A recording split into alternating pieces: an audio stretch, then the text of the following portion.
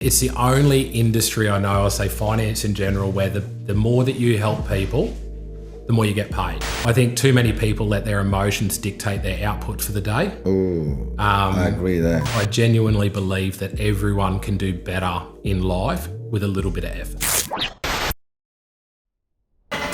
Do people call you Gregory or Greg? Mate, normally it's only Gregory from my wife when I've done something pretty stupid. But, which is fucking quite often in any relationship. Look, I say that my wife's from Germany, so she's got a mean streak. So Gregory if I'm in trouble, but usually we just go with Greg. Greg? Okay, so welcome, Greg. We just started having a conversation before, and there were two things in my mind that I wanted to say. And one of them, we were just talking about health in general. And you had a few injuries a couple of years ago. But one thing that I know myself, being a business owner, entrepreneur, you know, when you start your own business first, I don't know, 10, 15, in my case, fucking 20 odd years, you kind of put everything else first but yourself and your health. Yeah, 100%. Do you know what I mean? We just go. If you're a little bit sick, who gives a fuck? If you have a little bit of pain, who cares? Just keep going. Just keep going. Like I'm 45. Well, I'm going to be 46 next month, and I never exercised. Yeah. You know, because my brain I felt stronger than my body, and I was like, man, I just got to work. You know, I don't have 2 hours a day to fuck around. You know, going to the gym and all this. Just go, work. And I'm not saying it's the right thing to do, right? You know, it's important to be healthy and fit and everything else. But it's interesting, every entrepreneur, most of us, when we are building our businesses, you know, it is just freaking go. Yeah. I think what it is that you seem to put everyone before you. So you're right. Yeah. When I started out, I was already, I guess, naturally, this isn't who I am. Like when I first started out, I was an IT nerd. And so my first person that trained me, he said, look, you're not as good as everyone else, so you need to get up at 4:30 instead of 7:30. So I was already getting up at 4:30. Yes. And my whole day was, I want to get the best at this, be the best in my craft. So nothing else mattered. And it was, you would eat when you could, you know, Yes. you go for whatever drive-through you could go through. Yes. And you're right, like I turned 40 in Feb this year, and up until, you know, I was 38, I had no health issues. And then it sort of all caught up with me, which led to a slip in the gym. I broke my neck. Yes. I got a blood clot in my lung from drinking too much energy drinks. And, you know, and... Hey, this is actually a good energy drink. It's got zero sugar. And the reason why I like drinking it, one, it is a great drink actually, and they are not my sponsors, just to clarify that, but it's a good friend of mine that owns it. And I feel like when you have friends, you support where you can. Absolutely. You support it, you know what I mean? Like whatever they do, like you gotta support your friend. You know, like for example, I have quite good friends that own a few great restaurants, and they have event places. And I feel like if I don't have lunch with friends or clients or event at their place, like I'm cheating on them, you know, because I was like, man, if I spend $1,000 or $5,000 or $500 somewhere else, I could be helping my friend. Yeah, so I think, I'm old school when it comes to that. Well, look, I think that's the but best saying way that to this do is it. good. The you know, and I didn't have any health issues until I was 37 or 38, and it sort of all just caught up with me. And I think that was at that point, that's where I realised that, you know, what I was doing in my 20s and 30s just wasn't sustainable at how it was currently being done. So, you know, and then it sort of became a little bit more than me. You know, we've got 3 kids now, and you know, the business got to a point where I could go, you know what, I can actually dial that back a little bit and start focusing on health, you know, for the business, because I want to keep doing this until, you know, the day that I die. Yes. But also, you know, my kids will be, you know, 15 and 20, you know, when I'm sort of in my late 50s. Yes. And, you know, I still want to be, you know, young and go out and do things with them and, you know, be fit and healthy. So, but you're right, I didn't have any issues until 38, and then it was a broken neck. Then shoulder surgery, you know, my right arm surgery. So, yeah, it's been a rough couple of years, but we're getting there. And how is it? I don't have kids, right? And so with me, all my life is just go. And every time I talk to somebody and they tell me, I have kids and, so it's harder for me to start business. I always say to people, look, in business, there's no excuses. You either do stuff or you don't. Or if you have kids, then you got more reasons to do stuff, right? Yeah, for them. But you're entrepreneurial. You got a great accounting firm. And you're actually helping a lot of One Life Club members, which is fantastic. And now we're gonna, after this, discuss you to be as a facilitator for advisory groups. But one thing I want to say: how is it managing business and having 3 kids? And I feel like your wife has 4 kids. Mate, she does. Yeah. No offense. No, she does. Because I always say every entrepreneur is a freaking hard work to handle us, right? Yeah, look, and I think, having the right partner, so my wife is the most supportive person in the world. Yes. But having kids to me actually made the business journey easier because it became not so much as about me, but what I wanted to teach the kids. And what I remember from my father growing up was he said, I don't care what you do when you get older, but you will put in 100% fucking effort at whatever you choose to do. So having the kids actually made my life a bit easier because I'm looking at every day going, what example am I setting for them? Yes. And I actually think that it's helped me a lot with client communication because kids don't listen. So you start to learn how to communicate with kids and get a point across in a much simpler way because they can't sort of comprehend it. So I actually think in a lot of ways it made my life easier. Yes. And, I think that it gives you, like in my case, a lot of my clients have kids and families, that it helped me relate a little bit better to them because until I had kids, I didn't understand sort of what people went through. Yes. So I learned times to call, times not to call, those sorts of things. So and I think we underestimate how much we can do in one day when we are organized with our time. Yes.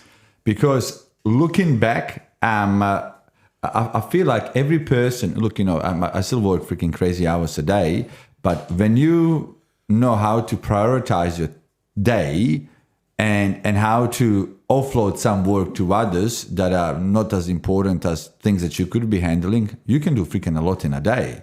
And I believe even if you are father of 3, in your case, you can still get a lot done. Look, we get a lot done. So even still a normal day is, a 4:35 get up. I still finish at 9:30, 10 o'clock most nights. We've got the 2 offices at the moment, a third one being built. So I still work 80 to 100-hour weeks. Yes. I've just changed how I sort of do things. So do you really work only 80 or 100 hours a week? Because I feel like even when you don't work, your brain never stops, which means you're still fucking working. Well, yeah, look, that's a fair point. So it's probably a little bit more, but I guess... Do you know what I mean? Because, what do you call work? Well, to me, it's hard. Like, it sounds silly. It's not work. Like, I love what I do. It's just I've got really good at getting efficient and blocking out time. So I sort of know that I've got a 1-hour window where I get to hang out with my boys before they go to bed. So I go, cool, phone off, hang out with them. Yes. And I've just built everything around sort of my life to make it easy and convenient to work. Yes. So I've essentially, I know it sounds a bit silly, but I've got a setup beside the bed, a setup in a home office. I've got 2 offices. So no matter where I am, I don't have to carry stuff around. Yes. I can just work wherever. Yes. And look, I love it. So, but yeah, I'm lucky I got my wife. She looks after all of us and makes sure that we don't get into too much mischief. Your main business is accounting. Yes. Where do you see most business owners fuck up? Look, because you see, and I hope you don't mind me swearing on my podcast. Normally, if I go to somebody else's podcast, I was like, am I allowed to say F word? But I'm still being polite. Where do you see, because you obviously see everything. Your clients, take 100 clients or 1,000 clients.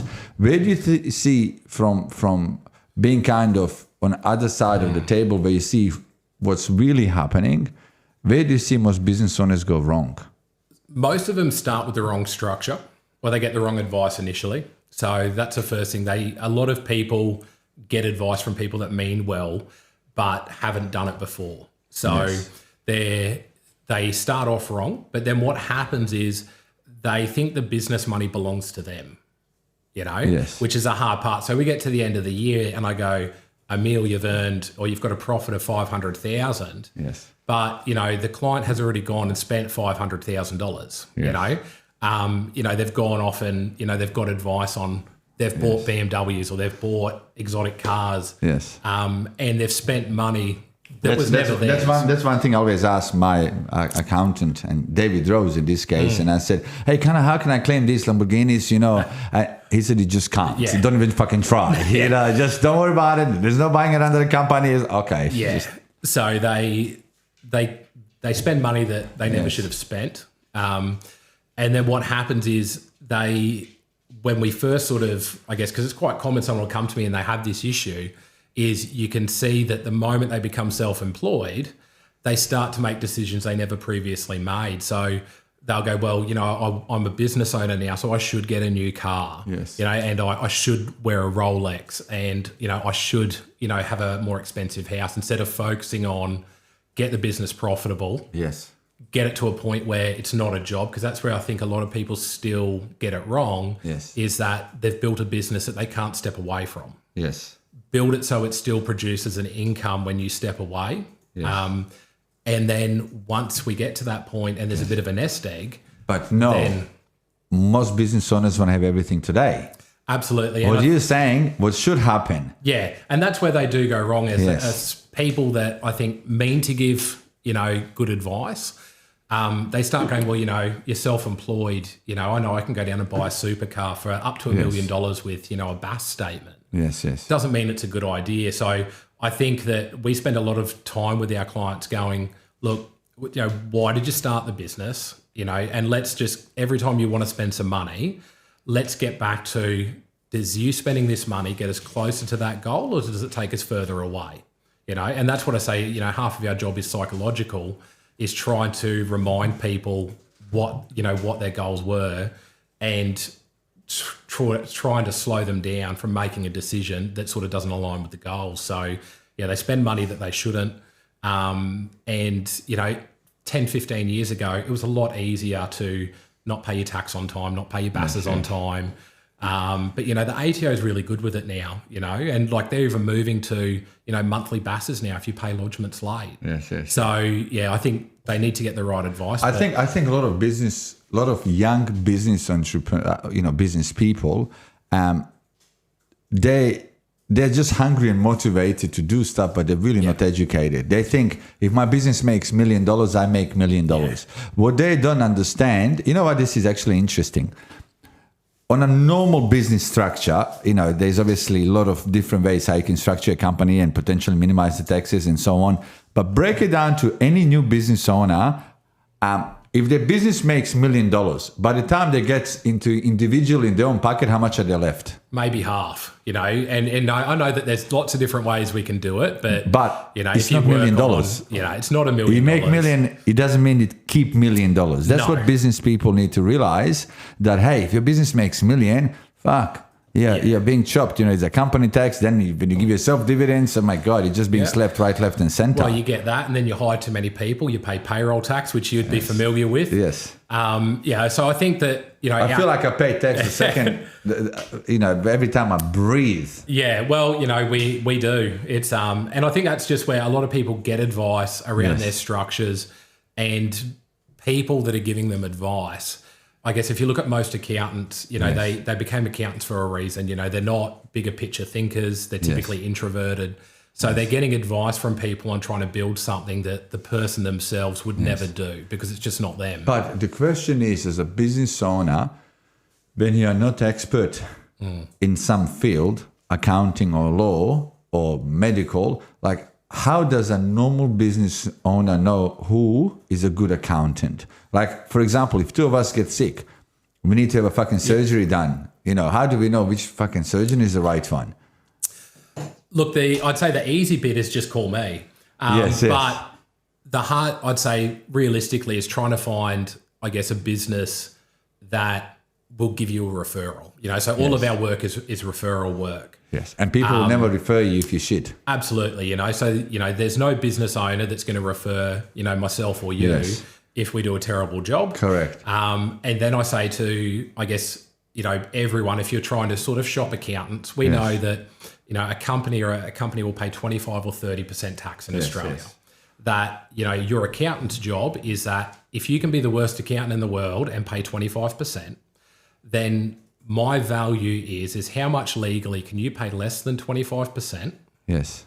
Because if I can take you from 25 to 10, then, Yes. and it's legal, Yes. that, then you can go, okay, well, Greg is good at this part, Yes. Or that other accountant can save me Yes. X. And that can be done through the right structures. Yes. And I've had these chats with Rosie, and that's where I think delivering some value Yes. to these clients around structures and sort Yes. of how things can work. But yeah, it's going to be a referral from someone. Yes. And then asking the accountant for, I guess, I get people ask me quite regularly, well, can you give me examples of things that you've done Yes. that might show that you know what you're doing? Yes. And shop around a few. Yes. And And I think people make mistakes, specifically younger people. They look for the cheapest fucking accountant. yeah, or they go to the most expensive accountant thinking that, they're going to be good. Yes. I can tell you this, bigger the firm is, fucking less quality time you have. I have dealt in business, I can talk about, for example, law firms. It doesn't mean if the law firm has got 2,000 lawyers that they're the best in the country. Well, no, but what I found is typically bigger the firm, the worse the work, because most of the work's done in, the Philippines or India now, because they can get a qualified chartered accountant for $33,000 a year. And, wages and accounting really got sort of heavy post-COVID, that a lot of accounting firms now, all the work is done overseas. Yes. It comes back, there's a 15-minute review done, and then the work goes out, and that's okay if you want to run the business that way, but there's no way that in 15 to 20 minutes I can review an entire file and maximize what goes out. So I think referrals, but then, asking the question, who does the work? Is it done in the office? Does it go elsewhere? What quality controls are in place? That would be the two big ones. Yes. How did you end up in accounting? So Because that was not your original plan when you were 18, from my understanding. It was, yeah. So it changed a lot. So at 18, so I think my father was self-employed, and probably like a lot of small businesses, Dad went to work driving the truck, and my mum did the books. Yes. And she run the books. And at that goal, I guess at that time in my life, my big goal was to buy a Land Cruiser. I wanted this Sahara. Did you end up buying it? No. But I do think they're one of the best Land Cruisers. So I wanted that. I settled on the Chev. But what happened was I spoke to my mum. I said, who was this fucking guy that keeps coming to see you and Dad? And she goes, well, at that point, it was their financial advisor or their consultant. I said, what's he do? And she said, well, he's helped me a lot with our money. We taken stress off my plate. And, he's helped me and your father. So he helped him get into an investment property. And so Mum just started telling me about the impact that it had on her. And I was very close to my mum. We lost her to cancer 10 years ago. Sorry to hear that. I went and spoke to him and I said, mate, I just want to thank you for what you've done for my mum. And we started having a chat. And so he was setting up a new office and he said, well, you're a fucking nerd. Come set up my office. So I went down there and I was setting up phone systems and printers. And I remember having a chat to him and he just said to me, I remember it to this day, he said, do you want to play with fucking computers your whole life or do you want to, help people? And I went, I want to help people. So I went and worked for him for 10 years. So I gave up what I was doing and I had to learn everything. So I was black hair, he taught me. And then all that we get, then it comes to the point where we got no hair. So I went and worked for him for 10 years. And, I became qualified as an accountant, a finance broker, as a financial advisor. And, I purely got into it because someone helped my mum. And as a kid, I could see the difference it made to my mum. And I went, I want to do that, and I just thought, how good's this? I can get paid to help people, and the more that you help people, the more you get paid. And I've done it ever since and I love it.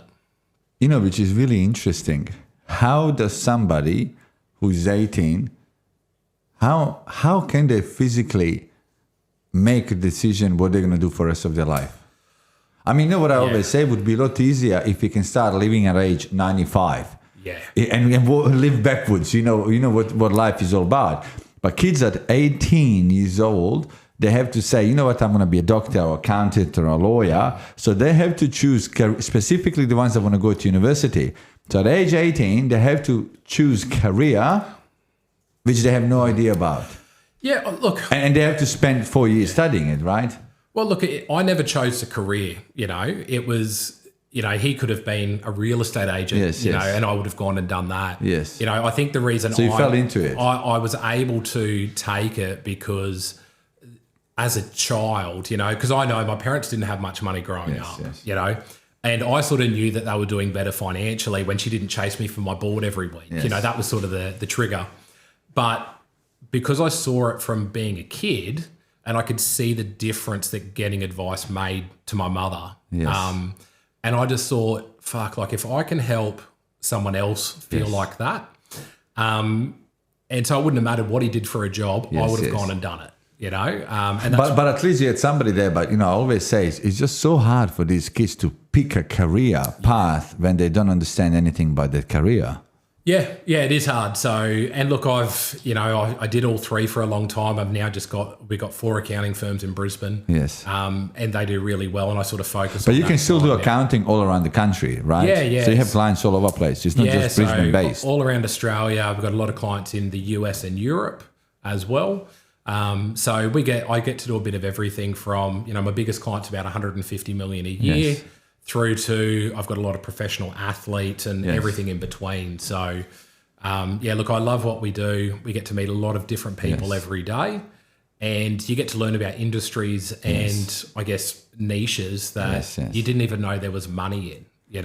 And do you think you can see the outcome of most people, all of your clients straight away? Do you think business has changed or economy has changed last 24 months?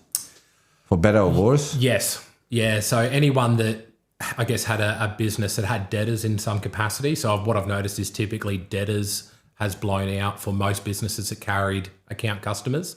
And I would say that generally the operating expenses, from what I've noticed, has probably increased anywhere from 11 to 18% on average, just with delivering a product. So operating expenses have gone up, debtors have gone up.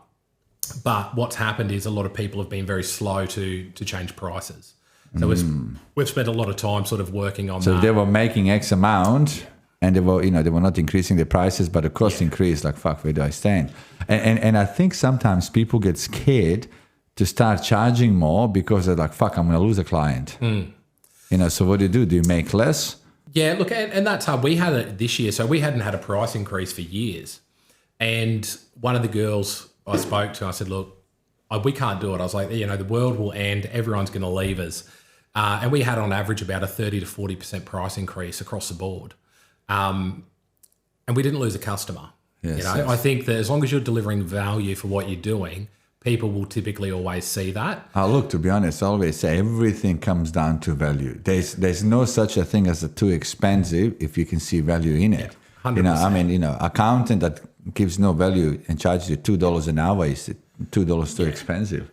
So we didn't lose any. And I don't think a race to the bottom helps anyone. And I don't think that you can get, I guess when you're looking at the businesses and, people within One Life Club, there's, you can't grow and scale if the person giving you advice is, doing $100 tax returns. You need someone that is. Well, the difference between you in this case, you run a freaking businesses yourself, so you know what it means to run a business. I think that in business, a lot of people are mistaken. They focus more chasing revenue instead of the bottom line, the profit that they're going to make. It doesn't mean if you I know businesses with $2 billion revenue that make less than $1 million a year. So I think people always need to have this balance. I'm increasing my value, and but you're also increasing your risk at the same time. But how much is left over? That's what counts. I think people historically focus on bringing the money in the door. Yes, and then what happens is over time, and a great example is my own business. So I had a chat to Rosie 6 months ago. Yes, and I said, "Hey Rosie, this is what's going on," and he gave me, even. I guess for myself, the outside looking in, David said, look, go do this, this, and this and come back to me. Yes, yes. And I went back and had a look at what he'd said, and I was like, fuck, he's right. And in the space of 3 months, we cut $997,000 off the bottom line in operating expenses. You know what I love about you? Because stuff just builds up over time, and you go, fuck it, I'll deal with that later. Yeah, and then still there. What I love about you, Greg, is even I know you have a good accounting firm. You're constantly focused on learning yourself and improving. That's just phenomenal. Yeah. You know what I mean? And you are constantly looking for the ways how you can get fucking better. And I think that people get mistaken. They get to the point they think they know all. Yeah, I think it's dangerous. There's a lot of people that I guess become self-employed or they become the business owner. Yes. And they've stopped doing all the things that got them there. And that was something I was taught a very long time ago, is that the biggest issue with salespeople is, when they start, they're dumb and they do everything that you say. Yes. And then what happens is they start making money and they start thinking they're too good to do all the jobs that they did to get them to that point. Yes, yes. And then what happens is 6 months later, they're broke. And it's a reflection of all the decisions that they're now making. So I guess I've always tried, and as we build the business, I've always tried to look at what people are doing. I think, like, as you said, you can learn from everyone. Yes, yes. That every week I'm trying to either learn something, read something new, that I can take into the business, take into the house, to improve myself. So I genuinely believe that everyone can do better in life with a little bit of effort. Do you see, from your view, most business owners are adapting to changes that are happening to the world, AI in this case? No, they're not. And I think that, most of them are not adapting. And I think a lot of them are afraid of the change. So I know that people I speak to say, look, AI is going to kill accounting. That's probably a common one. I think it's going to be the best thing in the world for accounting. Yes. I think it's going to probably kill accountants and accounting firms that are not using it. It's going to kill accounting firms that don't deliver value. So I think if you look at, say, our industry, the value is you feel comfortable enough to make a phone call before you buy a Lamborghini or before you buy a property. So the people that have built those relationships, that are focused on servicing and delivering value, when you take what they do and add AI, they can help more people at a lower cost. I think the people that are not willing to embrace AI, they're just going to slowly die out. And I do think that AI will take certain jobs, but it's going to be those jobs where they're very transactional based, where people just wanted a job done and that was it. There was no value after the job. So, I'd say there's a lot of people that are scared of AI, but I'm pretty excited for it. So I think that I feel like business 30, 40 or 50 years ago, it was moving slower than it does today. Right now, even talk of AI, I feel like every single day there's a new version of AI happening somewhere around the world. So you can't, it's hard to bloody keep up what to use and what not to use, full stop. And I think the people that can adapt faster than others and start using the tools that are available to, like, I use it all the freaking time. Yeah, I have to use it to proof my emails because I can't spell. Interesting. I won't mention the name of the person, but both of us know him extremely well. And he sent me a message. I was talking to him on the phone, and he said, "Oh, did you see the post I did on LinkedIn?" I said, "Yes." And he said, "Did you know that was me or AI?" I said, "Buddy, I knew it straight away because I know your fucking spelling is shit in real life." And when I saw it perfectly, I was like, "Buddy, I knew it straight away." Sounded like you when it comes to the message you were passing, but definitely not you because the spelling was perfect and, you don't have a capital letter fucking anyway or a comma or a dot, it's just one long. But the thing is, it's interesting to see. I don't know if two of us are going to live 50 years, from now. But I was like, man, when I think about it, what industries won't exist in 10, 20, 30, 50 years? Not because technology is changing it, but people are changing. Yeah. Other day I interviewed my interview. He was sitting where you're sitting. I was interviewing my nephew. And that was a couple of weeks before he turned 11. And I asked him, what do you want to be?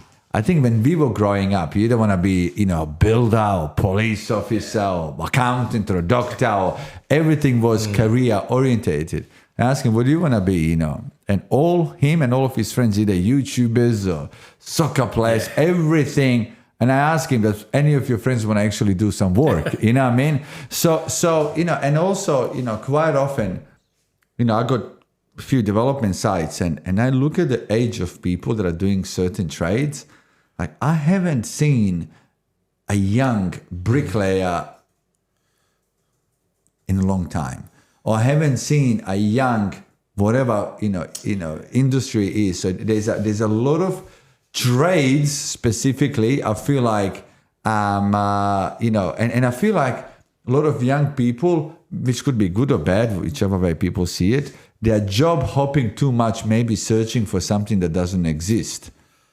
Yeah, no, I think what it is as well is that, everyone wants something now. As I said, when I sort of went into this industry, I worked with the guy, my first boss, for 10 years, and I think that what people want now is, instead of getting into something and going, look, bigger picture, I can grow, I can develop, I can learn from people are just going, well, can I jump somewhere else and get paid more as an hourly rate? Where I guess when I was brought up, it was, you go get a job, you put in 100% and you do everything you can possibly do to advance, and you learn everything that you can learn. You put your hand up for every opportunity. And then only once you get to a point where you can't grow anymore, do you either go talk to your employer and say, look, I'm stuck now. So is there something else I can do to grow, or is this it? So I think that a lot of people just want their reward now. Like my daughter's 7, if she would love to be a YouTuber, and she makes these videos and on GoPros. And she probably does a better job than two of us.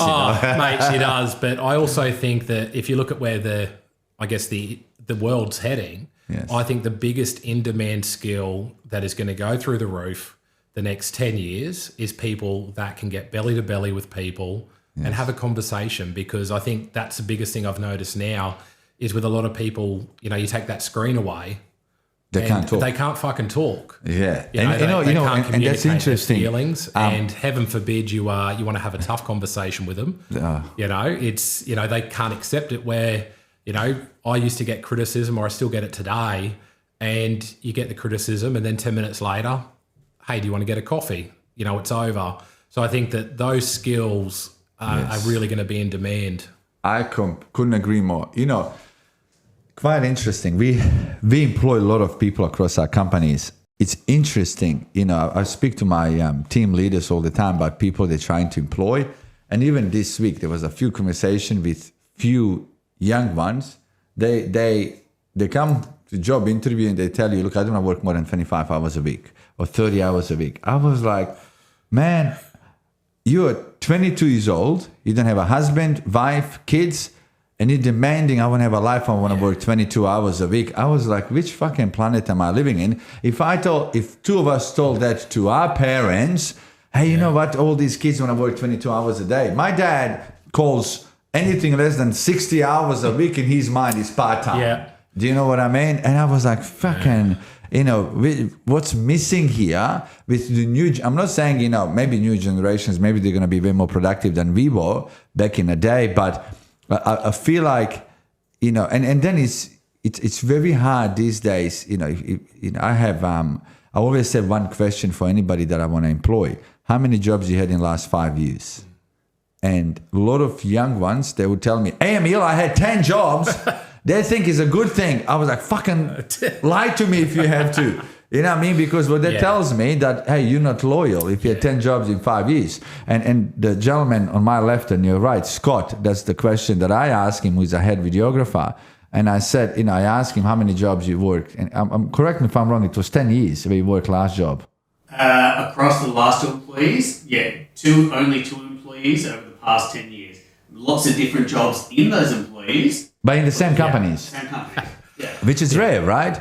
And I just employed, we employed a CEO for one of our companies, NG Real Estate. Yeah, I saw that. Yes, Hey, good Chris. choice. Chris from One Life Club, choice. amazing guy. I'm not sure if you spoke too much to him. You should catch up with him. It's a beautiful guy. And anyway, this morning I employed another amazing person. And when I talked to her for 2 minutes, she said she worked at one job for 17 and a half years. I almost didn't want to talk to her anymore. You got the job. Yeah. You got the job. I was like, man, I'm so all for loyalty. And she had, like similar to Scott, she had about 6 jobs within one company because she was moving up. She was being progressive. But it's very rare these days for all of us to find people that are working one place, for more than 5 years. I got quite a few employees that have been with us longer, touch wood, which is amazing. But it's always it's battle because people change. Yeah. Behaviors change. People life, circumstances can change. And but when you find people that can be there for a long run. Well, look, the one thing I will say, like we've got some younger people in the office now, and it's the first time that I've employed people where I've been old enough to be their parents, So which is fucking scary. Which is tough. Which is scary, because I'm 45. Maybe because I don't have kids, I feel young, right? And one of our employees stayed at our home here.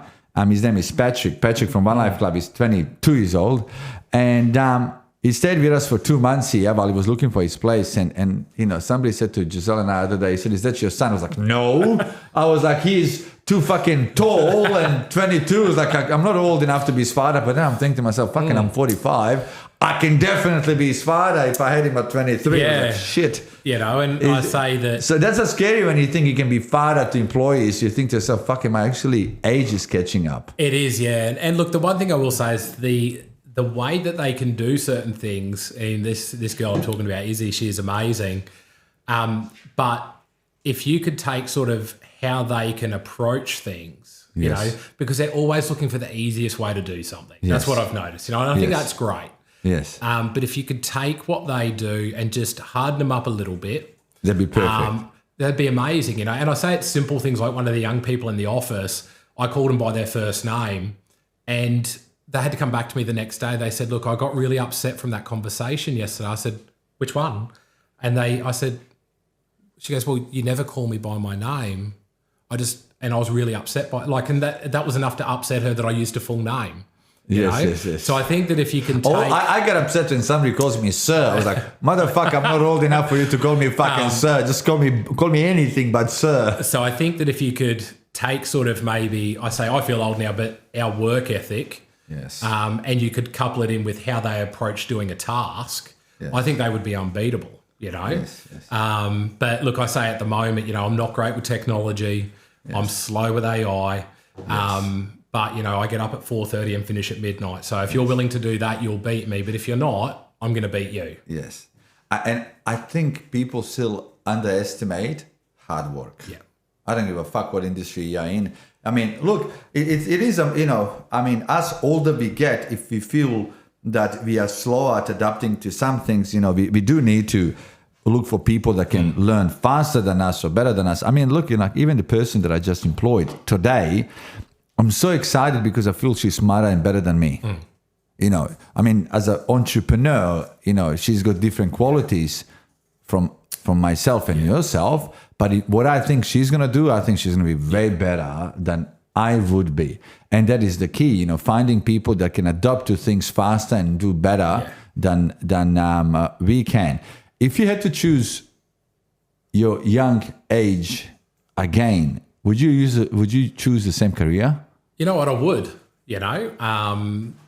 I think that absolutely the answer is yes. And that just goes back to how much my mum meant to me. Yes. And I guess I saw it as a kid. Yes. When parents don't have money, what impact it is. And it's the only industry I know, I'll say finance in general, where the more that you help people, the more you get paid. You don't need to lie, cheat and steal. Yes. You can just work 24/7, deliver a great amount of value, yes, and you get paid to do it. So absolutely, I'd choose it again. How many people do you think would say, how old are you now, Greg? 40. 40. I'm 45. How many people do you think would say age 40 or 45? If you ask them a question, if you were starting your life journey again, would you do the same thing? What do you think percentage would be?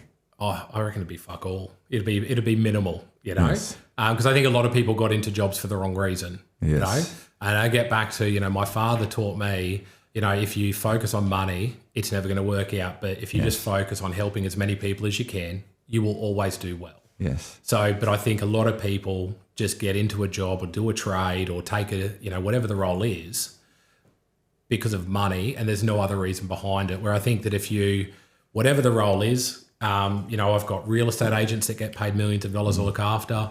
You know, I've got tire shops, you know, that they make millions of dollars a year. Yes. So I don't think it actually matters what job you go into. Yes. If you go into it with the right reasons, you will always do well. But if you go into the industry to make money, it's never going to work out. And quite often, you know, I always say if I'm driving on a traffic light with one of my stupid cars and a lot of young people would say, hey, what do you do for a living? You know, I was like, who gives a fuck what I do for a living? You need to do what you think is good for you and then make the best out of it and you will be rewarded. Absolutely. And, but people, you know, people are searching for the wrong reasons, you know, when it comes to, you know, I think people are focused more on the money than what they really love doing or what they think, what they could be good at. Look, and I think, and that's probably what allows, you know, people like you and myself to work 18 hours a day is, you know, while it's, you know, it's tough, it's not about the money, you know. So I'll have this chat with you. I'll go back to the office tonight. You know, I'll work through 10:30, 11 o'clock. But I'm doing it because I love it. You know, I get paid as a byproduct. And I think that shows that when you deal with the public, that if they know that you're doing it because you help, no matter what you charge within reason, they're going to balk at, because they know that it's not about money for you. And if they don't pay the invoice, you know, it doesn't change anything in my life. Do you think any new business owner would ever start their business if they know really how hard it is? I think maybe one in 10. Because let's face it, I mean, look, you know, running your business, I always say 80% is like fucking eating glass. Yeah. You know what I mean? It's like literally raw, chopped up fucking glass, because people think you're running a business, you're just right away making money. And I always say you're running a business, the big part of that is just dealing with shit. Yeah. Dealing with issues, you know, your own issues, other people's issues. And quite often I say, you know, I said to somebody, my office in general, when I'm working from my office, is like a fucking Woolworths or Coles. It's just people just going in and out, you know. And so I always wonder, you know, if all business owners really knew what's ahead of them, I was like, fuck, I wonder how many would actually commit to doing business. You know, and I think that it comes back to, if you look on Instagram, you know, it's fucking rosy, you know. And I think, say, you know, you mentioned One Life Club. That was, you know, when you look at some of the people that I've met through that group, I think that if more people got into business and got around the right people, they would probably still get into business, but they would go in with their eyes open. So I think that, you know, there's lots of things that happen, or, you know, that, yeah, as you said, like the amount of people that will just, you know, they don't know what's going on in your life, but they'll go, well, fuck, it's all right for you because you've got money, you know, and they don't know what's going on in your life, you know, and then you've got staff and everyone relying on you. So look, I never wanted to become the boss. I never wanted to work for myself, but I think now that I've done it for so long, I'm probably unemployable. And look, I wouldn't have it any other way. I think that if you love what you do, that the good times and the opportunities that you can get far outweigh all the shit times. Which would be interesting to see who the fuck would employ two of us. I wouldn't employ you. I would employ you. I would employ us. You know what I mean? I was like, I quite often wonder, like, if you know, our friends and people like us, you know, like if we would go and work for somebody else, I was like, how would that look? Do you know what I mean? And reason why, because, you know, maybe we already know what works for us and what doesn't, and it'd be harder adjustment. But saying that, you know, a lot of amazing people I know that are in their 40s, they want to start their business, but they feel like it's too late. Do you think there's a right or wrong answer? Look, I think that a lot of people are afraid to start because they're worried about how it's going to look to everyone. You know, so I think Which is fucked. You know, whether they're in their 40s, You should live your life 50s, for you, right? Absolutely. And anyone that's doing more than you is not going to judge you. It's only the people that are not willing to give it a go. So, you know, the amount of people that, you know, I'm helping start their businesses in their 30s and 40s and their 50s, you know, and I say to everyone that, you know, statistically, we're all going to live until we're 80, 85. Yes. So even if you're 40, so do you want to do the next 40 years, do you want to do something that you're passionate about, or do you want to be fucking miserable? Yes. You know, because either way, the 40 years is going to go by. You can either do something you enjoy or you can not. Yes. You know, so, you know, I was only talking to a lady today. So at 60, she retrained and she became a nurse at 60, and she's only just stopped working at 96. So I look at that and go, like, why not do it? Do you think it's healthier to work till you pass the fuck out? I think so, because, you know, I think that... That's why I get along with you. I think at some point, you know, that what happens is, you know, people retire and they stop doing all the things that made them tick, you know? So... I agree. You know, my dad said to me a long time ago, he said, you know, there's nothing a hard day's work won't fix. Yeah. You know? So I think hard work fixes everything. Yeah. You know, somebody you know, talk of Donald Trump. Somebody asked Donald Trump, I don't know if I heard this somewhere or read it somewhere, and they ask him about, you know, being depressed. You know, he says the answer is just fucking work yourself to death. You won't have time to be depressed or sad or upset or whatever. Just fucking focus on work, and work fixes everything. Look, it does. And I've had odd days where things have happened where, you know, my wife, you know, she says I have a bit of a pity party. You know, and we had one day a few years ago where I didn't leave bed. You know, I was just, everything was too much. And that's okay too. You know, and I had that day, and I remember my wife come into me and she said, you know, I love you, but get the fuck out of bed. She said, like, whether you're happy or sad, she said, does that change the house you want? Does it change the car you want? I said, no. She goes, okay, so... I want to meet her. Get up. Love it. She said, because I don't feel like getting a job. Get up, you know, and go do what you've got to do. So I think that, you know, we all have stuff that goes on, and as business owners, like I say that I'm bipolar, you know, your days can go up and down, but I think that if you're doing something for the right reasons, you know, I think that discipline gets you out of bed. Yes. You know, I always had it before the kids, but now that I've got, you know, the twins are 2.5, my daughter's 7. Yes. And, you know, now if I have a twins day... are 2 boys? Yes. So, but now if I have a day where I don't feel like doing it, you know, I try and look at it and go, well, at some point, you know, those boys are going to be, you know, going to work, and my daughter's going to be going to work. Yes. And I want them to go, you know what?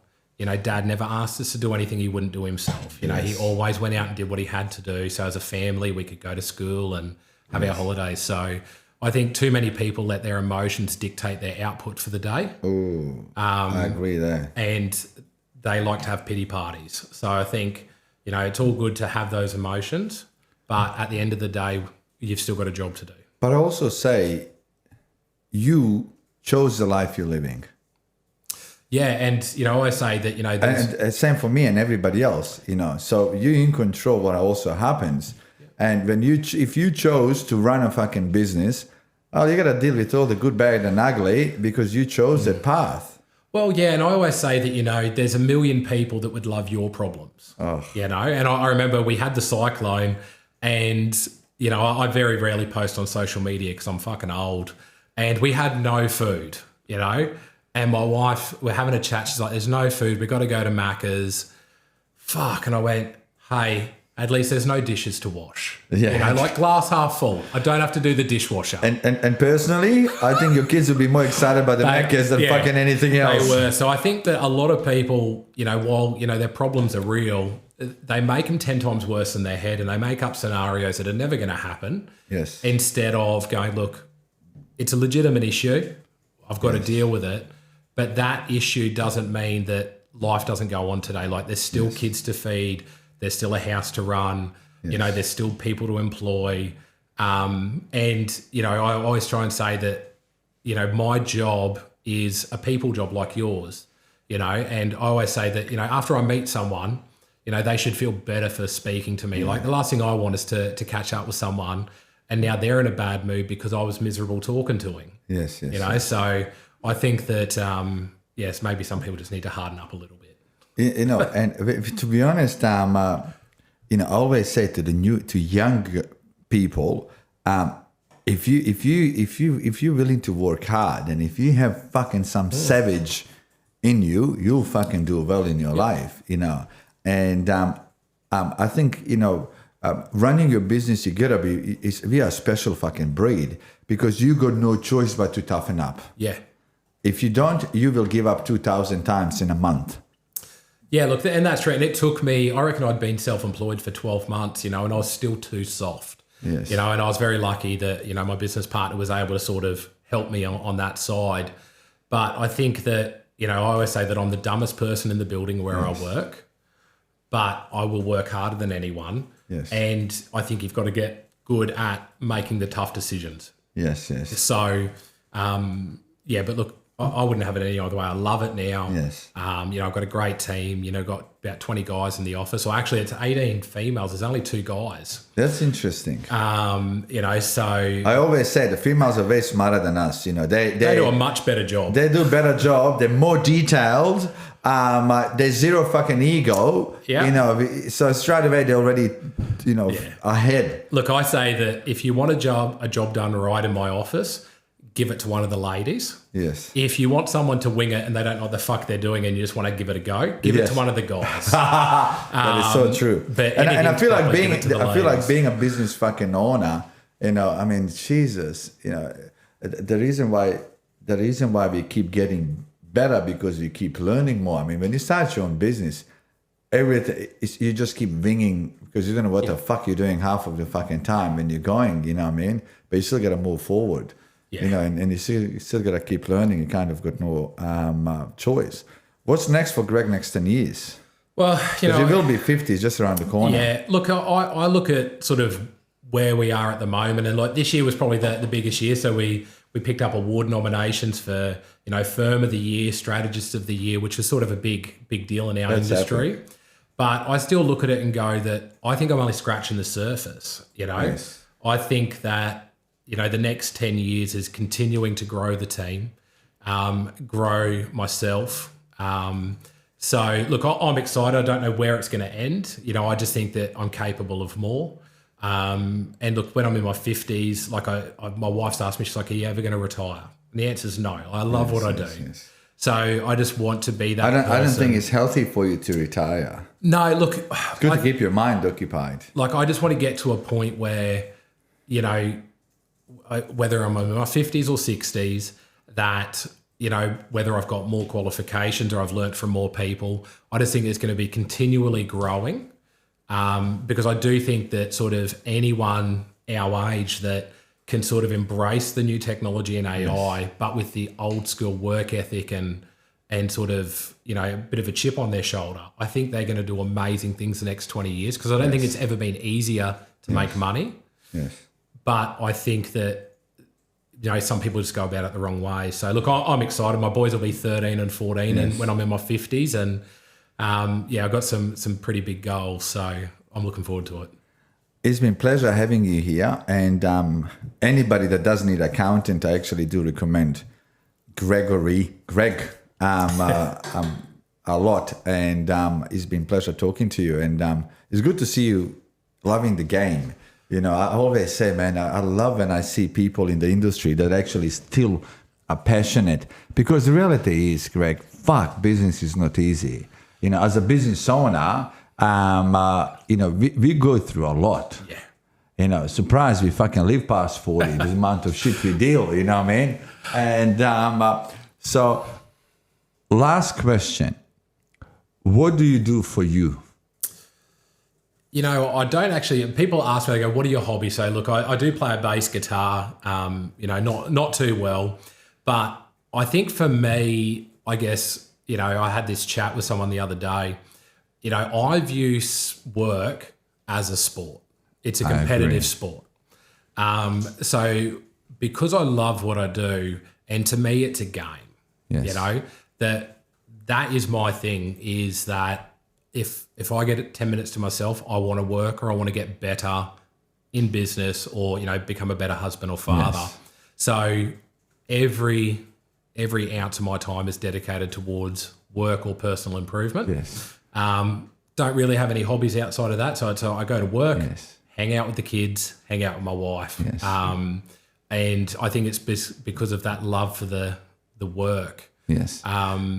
You know, and I view it as a competitive sport. Yes. That if, you know, Michael Jordan watched more game film than anyone. Yes, You know? yes. So I look at it and go that if I want to stay at the top, I still have to do the same reps every year to be the best. So yeah, I love it, and I don't have time for And I anything else. think, you know, if people do choose business to be part of their life, you gotta see it where you see it. Otherwise, life will go by, and they, you know, like fuck, you know, you just spend time during the day doing something that you don't see it as sport in your case. You know, so but yeah, I love it. It's an addiction. You know, Yes. it's probably not a healthy one, Yes. but you know, I love it. So it's family or work. That's all I care about. Craig, thank you. Thank you. I appreciate your time. Legend.